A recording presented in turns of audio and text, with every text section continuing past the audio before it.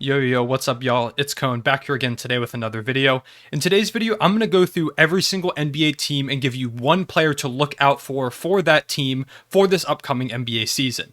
Now, some rules for this list. Most of these guys are going to kind of be under the radar. I didn't need to go through and say, hey, for the 76ers, look out for Joel Embiid. He almost just won MVP. You don't need to hear that. Instead, I'm going to focus a lot of these on more like kind of role players that could have a bigger role, but a lot of these guys are going to be young players that I think are in kind of store for a bigger role or to make a jump in production. Some people that might have flown under the radar for you that you might not quite have on your mind as much because people just don't talk about them that much. So that's the goal of this video, is to kind of refresh you on some of these names and be like, hey, keep an eye on these guys. Also, a couple of these players, which I'll kind of explain during the video, some of them are kind of just in like a prove it scenario. For example, when we get to the Kings, there will be a name that you'll recognize, just someone who kind of feels like he needs to prove himself and show what he's made of. So these are 30 players to look out for, one per team. I'm not going to spend too much time on any one player because it's going to be a 30-minute video if I spend just a minute on every guy. So I won't spend that much time. Going to kind of try and go through these quickly. Going to go in alphabetical order, starting with the 76ers and ending with the Wizards. So your team, if you want to find them, they'll be in alphabetical order. So make sure to like the video and subscribe if you like it, and we'll hop right into it with the Philadelphia 76ers. For them, I picked Tyrese Maxey. He showed a lot of promise in his rookie season, coming out of the draft looking very poised. Helping the Sixers, a contending team, in a big way throughout the season is not something you typically see from a lot of rookies, especially rookie guards. They often struggle to score the ball, they struggle with efficiency issues, and Tyrese Maxey just felt way more poised than typically guards feel when they come out of the draft. For a team and a coach in Doc Rivers who typically doesn't rely on a lot of young players, he really proved himself, and I think this season he's going to be in kind of that sixth-man scoring role for the Sixers coming off the bench. And even if they trade Ben Simmons, if they trade him for maybe like a shooting guard piece, I could see Tyrese Maxey playing some starter minutes, or if things kind of fall apart and Ben Simmons demands out and just refuses to play, Tyrese Maxey might see a big uptick in minutes. And I think even regardless of the Ben Simmons situation, Maxey's in for a big season. I think he's really going to impress. For the Milwaukee Bucks, Jordan Nwora, he's someone who really showed out in the Olympics, and it feels like every time he gets minutes, he does big things with them. I feel like the Bucks, he's going to get an opportunity at some point. He might not play a ton this season, but when he does play, make sure you keep an eye on him. My brother Ryan, Ninja Bands on Twitter, if you follow him, he makes a great point. He said Jordan Nwora reminds him a lot of young Christian Wood. When Christian Wood was first coming into the league, it felt like every time he got an opportunity to play a few minutes, he'd have these big performances. Jordan Nwora kind of does the same thing. He doesn't always get a lot of run, but when he does, he takes advantage of it and makes the most of it. And I hope the Bucks reward him, especially now that Dante DiVincenzo looks like he's going to be out most of the season. I hope Nwora gets an opportunity because I really like his game, and I think he is a super intriguing piece for that Bucks team in the future.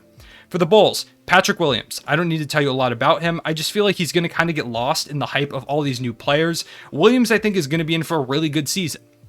Now that he doesn't have to worry a lot about scoring, he can leave that to like DeRozan, Levine, Lonzo, Vucevic. There's so many good scorers on this team. What I want Patrick Williams to focus on is making himself into a great 3-and-D player. Later down the line, maybe the Bulls need him to transform into more of a scorer, but I think this is going to be a great season for him to learn from these vets around him, like kind of hone his game and improve in those two areas. If he can become a good 3-point shooter and a good defender, Patrick Williams is going to quickly become a really, really good player because he has so many other skills at the same time. This is a big season for him, and I expect a lot of development and for him to be a great role player for a team trying to make a jump. Darius Garland is my pick for the Cleveland Cavaliers. You know his name. He had a really good last season, and he's one of the more talked about players on this list because a lot of people see him, me included, as a most improved player candidate. He's going to be really good this season with Jarrett Allen, a full year of him. He already had a great jump from his first season to his second season, and I think this third year he's only going to continue to get better. Evan Mobley is going to be a great lob threat for Darius Garland and someone that just adds more talent to the team to help him kind of expand his game. Garland is going to have a really, really good year. And as someone who loved him going into the draft, it was cool to see him have that big performance last season, and I think he's going to keep that up. For the Celtics, this was kind of tough because they're a really good team, but I picked Aaron Nesmith. He's someone that I think kind of flew under the radar with how well he played at the end of last season. Nesmith was one of the best three-point shooters in all of college basketball coming into the draft, and he kind of started to show hints of that in his last few games with the Celtics. In addition, he showed a lot of intangibles and kind of just some prowess as a defender at times, as well as just an all-around solid player. I hope Aaron Nesmith gets a lot of run off the bench as kind of like a backup wing, and I think he can eventually develop into a really nice piece for the Celtics. For the LA Clippers, Terrence Mann. He's not flying as much under the radar because of that massive performance against the Utah Jazz, but Mann is in for a bigger season than I think most people realize, because I think he's going to take a lot of what Kawhi had to do onto his own plate. I don't know if he'll start because they picked up Eric Bledsoe, so I think it'll probably be like Bledsoe, Paul George, Marcus Morris, maybe Batum, Zubac, whatever way they want to go with that. So Terrence Mann might not start, but I do think there is a scenario where he starts at the 3. You have Reggie Jackson or Eric Bledsoe come off the bench, and I would love to see Terrence Mann get some starting minutes, an opportunity in this season without Kawhi Leonard for the most part, to kind of really feel out his game and show more of what we saw from him in that Jazz series. I think Terrence Mann is going to have a big year, and I'm excited to see what he can do. For the Grizzlies, Jaren Jackson Jr. John Morant, Dillon Brooks, great players. Valanciunas was a great player last season, but really Jaren Jackson Jr. was kind of the missing piece to that Grizzlies team last year. Now that Jonas Valanciunas is gone and Steven Adams is there, the thing that opens up a lot more for Jaren Jackson Jr. to produce offensively in the front court. If he can find some consistency, knock down threes, and just be that defensive presence that he's shown to be before he had that big injury, and now that he's had a full offseason to kind of recover, rather than just the way he was kind of thrown into the flames at the end of last year, where he kind of disappointed a little bit, I think he's going to be back to the Jaren that we know, and I think Jaren Jackson Jr. could have a most improved player type campaign, so don't forget about him when you talk about young duos in the league. Him and Ja are something special if everything goes right. For the Atlanta Hawks, I went with DeAndre Hunter. He's someone that I feel like kind of gets forgotten about when we talk about the Hawks. He was really, really good this past season before he ended up getting injured and missing a lot of time at the end of the year. DeAndre Hunter is a great 3-and-D guy, and I think he's kind of the key to unlocking this Hawks team if they want to make a return to the conference finals or even the NBA finals at some point. They need DeAndre Hunter to continue developing, and I think he showed a lot of last season that he is a big piece for their future. If he's able to be that 3-and-D guy, and not only that, but create a little bit more for himself, then the Hawks are quickly going to go from really good to terrifying in the Eastern Conference. For the Heat, Tyler Hero, which is weird to say, because before this past season, Tyler Hero was one of the most hyped up names in all of the NBA in terms of young players. And then this past season, he didn't quite have the jump that a lot of people kind of unfairly expected him to make. The bubble was a situation where he really thrived in, but to expect him to do what he did in the bubble, especially in like the conference finals, where he was having like 30-point games left and right, over the course of a full season, it was kind of early, because he's still very, very young. And I think now that he's going to be in a solid bench role where he doesn't have to really do a whole ton for this team, I think that's going to give him the opportunity to kind of get more comfortable in his game, find his role, and I think Hero is going to be in for a much better season than people give him credit for. A lot of people act like he's just a bad player now. He's not. He has a lot of great tendencies, and if he's able to capitalize on those and produce in that bench role, I think the sky is the limit for Hero. For the Hornets, Jalen McDaniels, the first of 2 McDaniels, spoiler alert, that you will see on this list. Jalen McDaniels is kind of in a crowded front court there now that the Hornets have picked up Plumlee, with PJ Washington. Kai Jones now comes into the mix. But Jalen McDaniels has shown a lot of promise, especially at the end of the season. He had multiple double-digit scoring games. He showed an opportunity to, or he was given more opportunities to be involved in the offense. He can space the floor, and he kind of just does everything. I think he's just all around going to be kind of a solid role player for the Hornets this year, but on a team filled with young talent, don't let him fly under the radar, because I think he has a lot to give this roster. For the Jazz, I picked Eric Pascal. They were a really tough team to pick from because there are a lot of veterans. They didn't make a ton of changes in this offseason, but I think Pascal is someone that's going to kind of be, he kind of has to prove himself a little bit this year. He was super hyped up. He had a really good rookie season, and then he kind of not disappointed, but he was kind of down a little bit last season. And so now with the Utah Jazz, I hope he gets an opportunity to kind of expand his game. A lot less is going to be asked from him, and I think that's going to ultimately be good for his development and his ability to kind of shine as a role player, trying to now play for a championship with the Utah Jazz. For Marvin Bagley on the Sacramento Kings, this is a massive year from him. This is a guy that I think this is kind of his prove it year. He was a massive. A lot of people consider him one of the biggest draft mistakes in recent history, picking him over Trae Young and Luka Doncic in the draft just a couple seasons ago in 2018. The Kings had a chance to take one of those two guys and put next to De'Aaron Fox. They picked Marvin Bagley. Bagley still, I think, has a lot of potential. He just hasn't been able to stay healthy, and it seems like the relationship between him and the Kings is kind of fractured at this point. I don't even know if he lasts the full season on the Kings, but I'm hoping that Marvin Bagley can stay on the court, because when he stays on the court, he looks solid. He doesn't quite look up to the level that maybe people thought he was going to be coming out of the draft, but he's missed a lot of developmental time with injuries. If he's able to stay healthy, I think he can have a big year and kind of salvage a little bit of what people saw in him coming into the draft. For the Knicks, I picked Mitchell Robinson just because I think he's kind of been forgotten over the course of the past season. I sometimes forget that Mitchell Robinson is on this team because he's been hurt for so long, similar to a Marvin Bagley.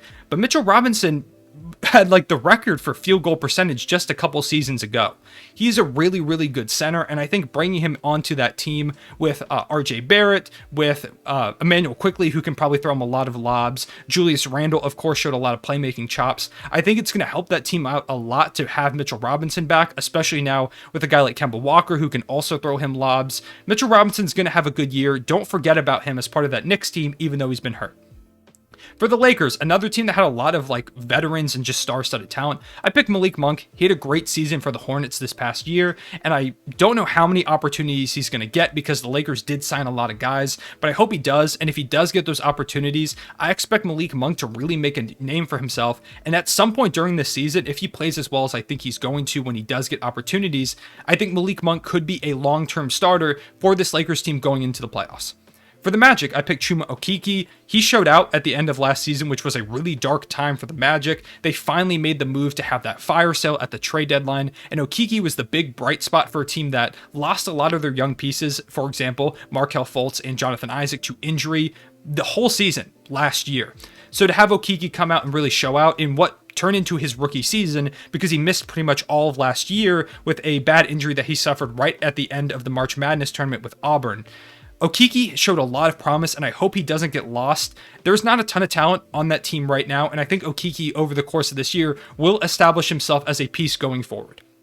For the Mavericks, a team that once again doesn't have a lot of young talent that's really going to show out this year, I don't think, but I picked Reggie Bullock. He got a big deal from the Mavericks, and while he's not going to do anything crazy, I think the playmaking of Luka Doncic is really going to unlock his game. I expect him to be a stud from the three-point arc, and him to average into the double digits in points, be a sniper for that team, and a really important piece for that team that's trying to make a leap. I think he was kind of an under-the-radar pickup over the course of this offseason, so don't forget about him, and when you see him hitting like 5-6 threes in a game, remember this video. Next up for the Nets, another team, a lot of established talent, but a really interesting young piece for them is Nick Claxton. My friend Caleb, Playboy Claxton on Twitter, big Nick Claxton guy, of course, you can tell by his @ on Twitter, but Claxton is a beast, and he's someone that I think is the key to unlocking this Nets roster. Obviously, two MVP caliber guys and another top 15 guy in Kyrie Irving. Nick Claxton kind of flies under the radar in terms of talent, but his ability to potentially be their defensive anchor is what I'm really, really looking at. Claxton can guard guards. He's quick enough. He's lengthy enough to guard pretty much anyone. He has the height to guard bigger guys. Not quite the frame, but if that fills out a little bit more, that'll only improve. He's kind of like a forward, but with like the height of a center. It's really, really cool to see. And he's one of the more unique guys in the NBA, and especially for that Nets team that doesn't have a lot of young talent, being able to have kept Nick Claxton throughout the trades and ultimately the rebuild that built this Nets juggernaut, it was a super big win for Sean Marks and the Brooklyn Nets, because I think he is the future of their center position and is going to have a really big year this next season. For the Nuggets, I picked Monte Morris. I was thinking about going with Bones Highland, but I went with Monte Morris just because Jamal Murray is going to be out for pretty much the entire season. I really don't think he comes back, and Monte's going to be in for a lot of scoring. He's going to have to pick up some of that slack alongside Highland and Campazzo at the guard position, as well as PJ Dozier, another name that I could mention for this Nuggets team. But I like Morris a lot. He's really shown a lot of opportunity, or a lot of ability in his opportunities to score the ball, put the ball on the deck, go to the basket despite being a little bit smaller, and he can shoot the hell out of the ball. I think he's going to have a big year and kind of help them bridge that gap between Jamal Murray and where they're at right now. For the Pacers, I went with Chris Duarte, just because he's one of the least hyped rookies that I've seen. I haven't seen a lot of people talk about him, despite him being a lottery pick. And also, I guess he's just not the flashiest guy in the world, already being, I believe it's 24 years old, which is super old. Not by normal people's standards, but by NBA standards. You really don't see guys get drafted that high with that age, because age and potential is such a big factor now in the modern NBA. You see a lot of guys go early that are 19, 20, sometimes even 18 years old in a lot of draft classes. So to see him go later, you're kind of like, why? And because he's just really good. For a Pacers team that last season and just over the course of the past few years has been trying to get to contender status. They had Victor Oladipo. That was a great year when they went up against the Cavs in the playoffs, ultimately falling short in 7 games. And since then, they haven't quite been up to that, getting swept just a season ago and then missing the playoffs due to a lot of injuries. They've got a ton of talent on this team between Malcolm Brogdon, Karis LeVert, TJ Warren, Domantas Sabonis, Miles Turner, and Chris Duarte is another, I don't want to say veteran piece because he's a rookie, but he's experienced enough from his time at Oregon and skilled enough to make an immediate impact for a team that is trying to make it to the playoffs and make it further than a lot of people think they can. I'm excited to see what Duarte can do, and from seeing him over the course of the Summer League, I think he's going to be a really big piece for them.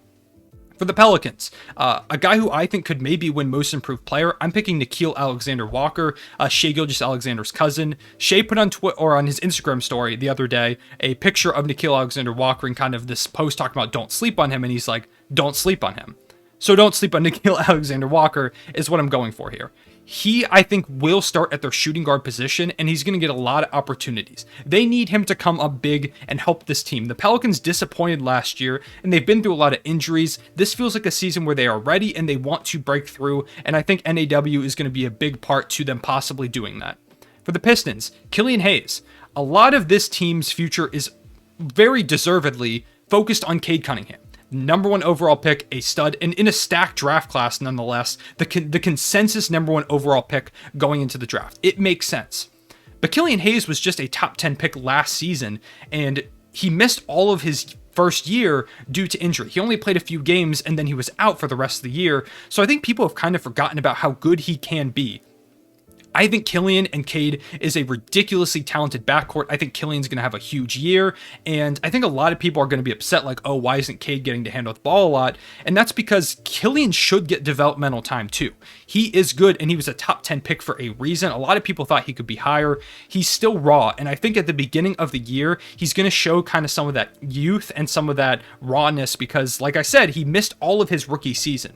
So while he might kind of start off slow, I expect by the end of the season and over the course of the year as a whole, even if it's a slower year for him, to show a lot of great flashes that show how good he can be in a couple years down the line when him and Cade are a top 5 backcourt potentially and trying to compete for championship. For the Raptors, I went with Malachi Flynn. A lot of people thought going into the draft, like even up until about a day before the draft, that it was a 100% chance that the Raptors were going to take Jalen Suggs with their 4th overall pick to be the franchise point guard. It kind of just made sense because losing Kyle Lowry, the greatest Raptor of all time, in a sign and trade to the Miami Heat looked inevitable. Even if it wasn't the Heat, he was going to go. So picking Jalen Suggs seemed like kind of a given, and then they went with Scotty Barnes, kind of leaving a hole there at point guard. Now, they do have Fred VanVleet, but he kind of feels more like a 2 for me. And so going into this next season, I expect Fred VanVleet to kind of play a lot of that point guard, Gary Trent Jr. to play some 2, but I think Malachi Flynn is a guy that you shouldn't forget about when looking at this Raptors team that has a lot of young talent. Malachi Flynn, in the time given, it's been kind of limited because he has been playing behind Kyle Lowry and Fred VanVleet. When he has played, he's shown a lot of flashes of being able to do pretty much everything on the court. He can shoot the hell out of the ball. He's a solid passer. He can do a lot, and I wouldn't be surprised if he got some starts over the course of this season to kind of show what he's made of. I hope Malachi Flynn gets a lot of run, even if it is at that back up point guard position, because I think he can be the franchise point guard for the Raptors going forward if he hits his ceiling. For the Rockets, Jae'Sean Tate. They've just kind of brought in a lot of young talent this season that I think a lot of people have been talking about, but Jae'Sean Tate has kind of been forgotten because he was kind of already established. He's not super young. He's not someone that is going to be considered really part of their young core, but I think he's going to be a really solid role player, and that's kind of what you also need to find in addition to a lot of young star talent as you're going through a rebuild like the Rockets are. Jae'Sean Tate has the potential to be kind of like a PJ Tucker type guy, I think, going forward for this team if they reach contention anytime soon. I think that's a great piece to have, and he's just really fun to watch. I like to watch great defenders, and that's what Jae'Sean Tate can give you on a night in, night out basis. For the Spurs, another great defender in DeJounte Murray, who a few seasons ago was the youngest player ever to make an all-defensive team. It's crazy that a lot of people don't talk about him. Every time I watch DeJounte Murray play, I'm super impressed, and now that DeMar DeRozan is gone, there's really not a face of the franchise at the moment for the Spurs. Josh Primo's kind of young, so I don't know if he's quite it yet. You could maybe say Keldon Johnson just played with Team USA, but I think DeJounte Murray has the potential to be that guy for this season and going forward if he gets a bit more consistent offensively. Like we said, all defensive caliber player. He's a good playmaker as well. He's tall for a guard, so he can get rebounds. He can kind of do a little bit of everything. If he can get more consistent scoring wise, he's going to be super fun to watch, and I think he will end up as the face of the Spurs at least this upcoming season and maybe into the future. For the Suns, I went with Cam Johnson, another team that really doesn't have a lot of young guys or people that are going to make more of an impact than they did last season. I think the Suns are kind of just, well, they are kind of just running it back. But Cam Johnson is someone that I just really don't think gets enough love. Cam Johnson does a little bit of everything, and on every single play that he's on the court, he impacts the game in some unique way. Whether he's making a hustle play, hitting a clutch three, grabbing a clutch rebound in crunch time, Cam Johnson, whenever he's on the court, is making an impact, and he's just someone I kind of wanted to call attention to because his value and his important role that he played in leading to the Suns making it to the NBA Finals, I think was kind of understated. So make sure you keep an eye on him over the course of this season and give him the kind of love and respect that he deserves for his play. For the Thunder, there are a lot of different guys I could have went with here, but I want Darius Bazley.